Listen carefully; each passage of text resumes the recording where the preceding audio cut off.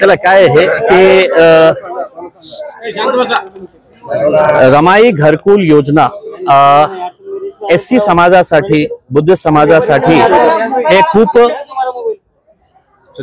खूप एक चांगली स्कीम आहे की ज्याच्यामुळे गोरगरीब जे एससी समाजातले लोक आहे त्यांना आपल्या हक्काचा घर मिळावं यासाठी ही स्कीम सुरू करण्यात आली होती। मागच्या 2-3 वर्षामध्ये या स्कीम कशा प्रकारे महानगरपालिकामध्ये राबवण्यात येत आहे त्याचे सगळे पुरावे माझ्याकडे आहे।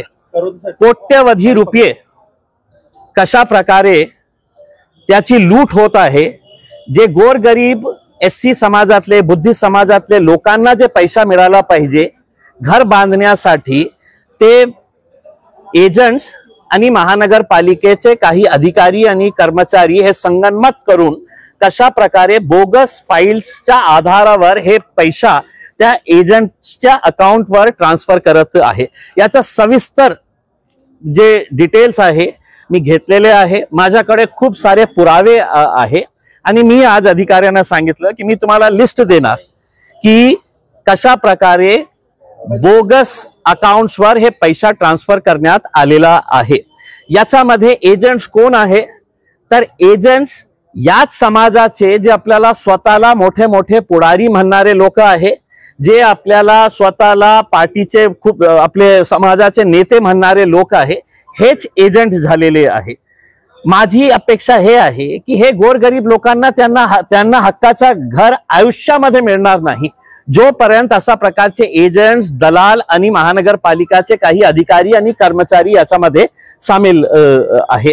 आता एक फक्त मी आपल्याला सविस्तर जे माझ्याकडे पुरावे आहे त्याच्या बाबतीत मी आपल्याला डॉक्युमेंट सहित हे सगळं प्रेस कॉन्फरन्स मध्ये मी देणार आहे।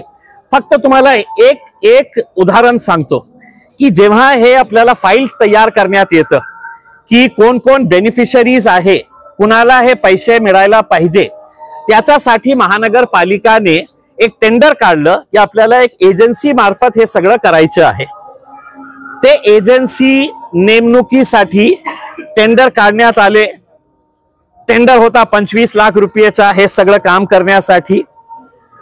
4 लोकांनी टेंडर भरले की आम्ही हे काम करतो आणि ज्यांना देण्यात आलेलं आहे ते समाजाचे मोठे नेते आहे, असा वावरणारे जे लोक आहे, त्यांनी हे टेंडर त्यांना कोणत्या आधारावर दिले?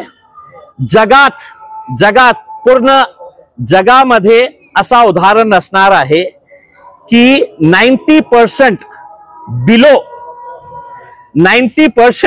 ज्यांनी टेंडर भरलेला आहे त्यांना ते टेंडर देण्यात आलेलं आहे। मी म्हटलं की कोणत्या आधारावर 90% बिलो कोण असं देणार आहे की 10% मध्ये मी काम करणार आहे? तर अधिकाऱ्यांचं म्हणणं होतं की नाही, आम्ही सविस्तर त्यांच्यासोबत चर्चा केली आणि त्यांनी सांगितलं की हो, हे ते आमच्या समाजाचं आहे म्हणून आम्ही हे काम करायला तयार आहे। 10% मध्ये ते काम करणाऱ्या एजन्सीला देण्यात आलेलं आहे। आता ते काम कोण करत आहे ते या शहरातले 2 एक्स कॉर्पोरेटर्स आहे, ते हे सगळं काम करत आहे। आणि बोगस फाइल्स कशा प्रकारे कोणत्या दुसऱ्या शहरामध्ये राहणारा माणूस त्याचा ऍड्रेस इथे दाखवण्यात आलेला आहे। एक परिवारातले 4 लोकांना ते अलॉट करण्यात आलेलं आहे। एक परिवारातले 4 एका घरामध्ये राहणारे 4 लोकांना पतीला वेगळं, पत्नीला वेगळं, म्हणजे जे सगळे आपले नातेवाईक मित्र आहे त्याची एक गँग झालेली आहे, मोठी गँग झालेली आहे। आणि हे गँग हे रमाई घरकुल योजना, रमाई कुणाचं नाव आहे त्यांना हे पण लाज वाटत नाही आहे की जे रमाई आंबेडकर यांच्या नावाने सुरू करण्यात आलेली स्कीम आहे त्याच्यामध्ये त्या समाजाचे मोठे पुढारी कशा प्रकारे गोरगरिबांचा लूट करत आहे आणि त्यांच्या समाजाचे गोरगरीब लोकांच्या हक्काचा जे पैसा आहे ते पैसा आपल्या खिशात कसा टाकत आहे याचे सगळे पुरावे आहे। मी त्यांना दिलं नाही, अधिकाऱ्यांना दिलं नाही। मी म्हटलं मी तुम्हाला हे काही उदाहरण म्हणून दिलं तर तुम्ही फक्त त्याच्या बाबतीत हे करणार आहे की नाही आम्ही त्याची दुरुस्ती केलेली आहे। तुम्ही आता सगळं फाईल्स याची तपासा तर तुम्हाला कळेल, आणि तुम्हाला त्याच्या नंतरही नाही कळलं तर मी तुम्हाला दाखवतो की कशा प्रकारचे हे रॅकेट आता सध्या महानगरपालिका मध्ये कार्यरत आहे.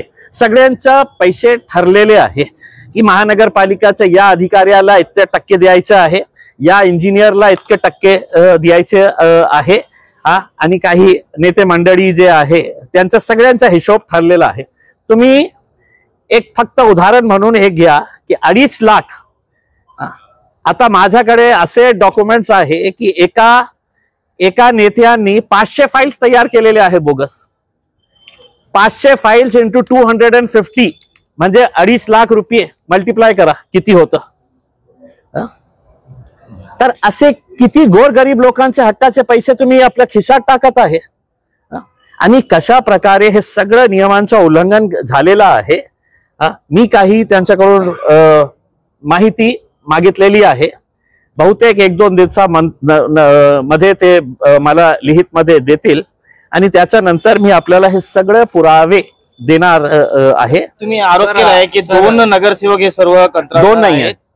नाही, हे जे एजन्सी चालवणारे जे आहे, एजन्सी म्हणजे एक एजन्सी त्यांनी जे दिलेली आहे 90% बिलो, 90%च्या बिलो आधारावर त्यांनी जे एजन्सी अधिकाऱ्यांना भेटला नेमकं काय त्यांच्याशी बोलणं झालं ते थोडं. नाही, मी त्यांना प्रश्न विचारलं की आपल्याकडे काय नियमावली आहे की ज्याच्या आधारावर तुम्ही हे पैसे रिलीज करत आहे.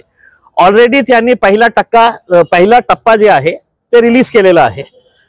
दुसरा टप्पा आता रिलीज होणार. सीआयच्या ऑफिस मध्ये गेलो होतो मी, anti corruption ब्युरोच्या director general Maharashtra त्यांच्याकडे मी स्वतः जाऊन हे सगळं दिलं होतं. त्याच धर्तीवर मी सेंट्रल व्हिजिलन्स कमिशनला हे सगळं पाठवणार आहे की मागच्या 4 वर्षामध्ये किती कोटी रुपये, आता 30 कोटी रुपये आलेले आहेत त्यांच्याकडे, आणि 30 कोटी रुपयांचा ते विल्हेवाट कशा करायचे आहे. त्या अधिकाऱ्यांवर खूप प्रेशर आहे की लवकरात लवकर ते डिस्बर्स करा. ते 30 कोटी रुपये आत्ताचे आलेले आहे. म्हणजे मला असं वाटतं की किती एक 100 कोटी रुपयांचा हे फ्रॉड आहे, आणि ज्याच्यामुळे गोर गरीब SC समाजातले जे लोक आहे ज्यांचा हक्काचा पैसा आहे, त्यांचा हक्काचा घर व्हायला पाहिजे होतं, ते आज होत नाही फक्त या पुढाऱ्यामुळे. 100 कोटीचा घोटाळा नाही, त्याच्यापेक्षा मोठा आहे, त्याच्यापेक्षा मोठा आहे.